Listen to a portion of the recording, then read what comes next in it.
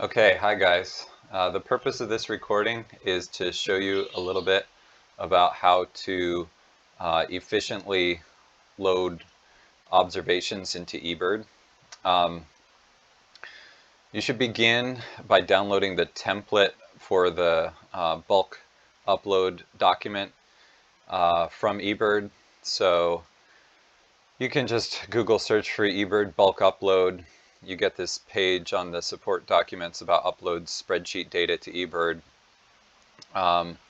Once you've found this page, upload spreadsheet data to ebird, which I guess you could have directly Googled for that, you have to choose a data format. And we're going to look at both of these, the record format and the checklist format.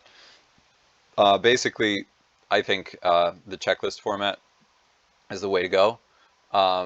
The checklist format will allow you to specify the information about each checklist at the top, and then you have rows for each of the species that you're going to see. And you can build this as you go, so you don't have to start with a populated list. You can just, given the time of year and what's common for nocturnal flight calls for you, you can build this list as you go. And generally, the more common stuff will be at the top and easiest to find. So that's really nice. So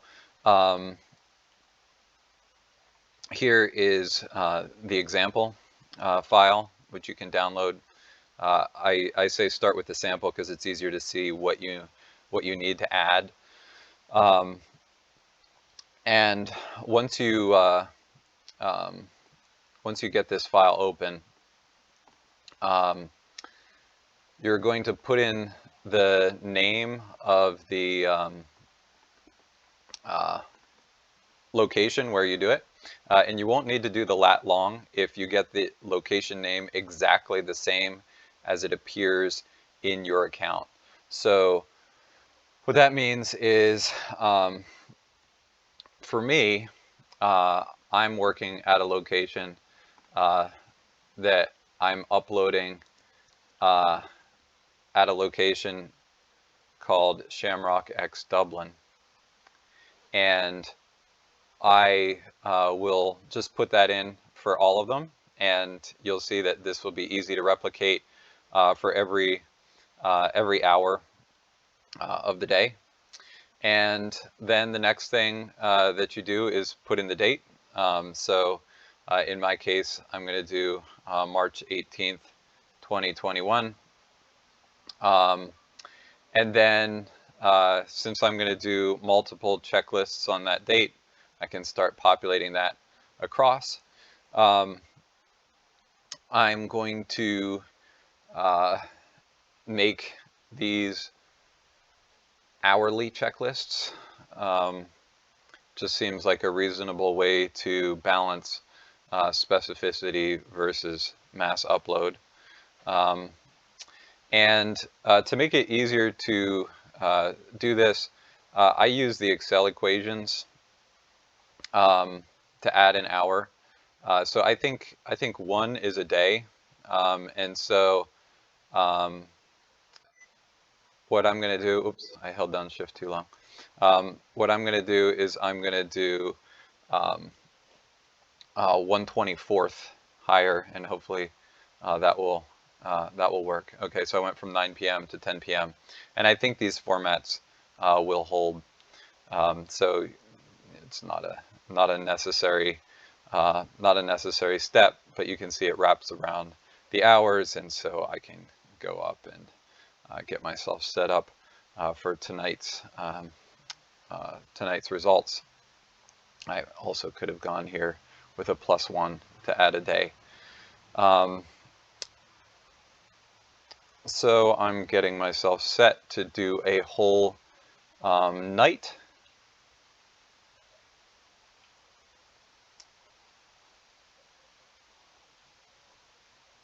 If you set this all up with equations, you can get it set up so that all you have to do is change the first date, and then the whole rest of the spreadsheet will automatically update.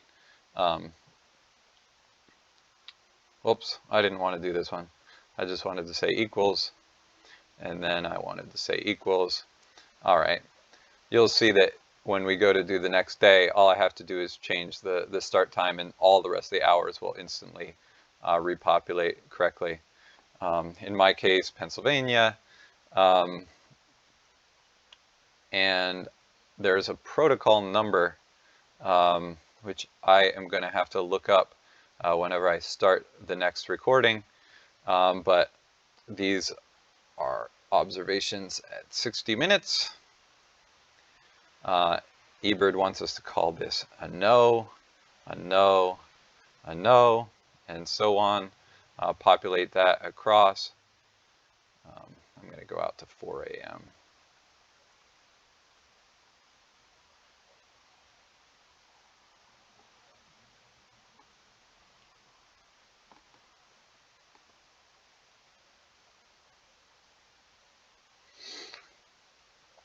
And copy these guys across. This one I'll have to come back. It's like 52, I think. Copy these guys across. You can just leave the distance traveled as blank. Area covered is blank. Notes, you can put in your station description and just repeat that every time. 21C, microphone to PC laptop. Browsed with Audacity.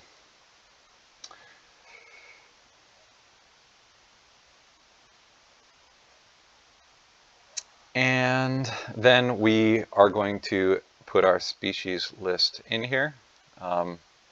As usual, this time of year, Sparrow SP is going to be my dominant one. Canada Goose will be next, and Spelling Matters. If I had results here, I would probably do something like, oh, there was at least 2 Canada geese in that flock. I heard like 50 call notes, probably more than 2 geese. But this little symbol I get by doing the shift backslash kind of thing to get that vertical line, and that will separate the count of the species from the comment. And so that's how you can set up your checklist information in a way that's analyzable and uploads correctly. And if you didn't see any, you don't have to put in a 0. You can just leave it blank as you go to analyze.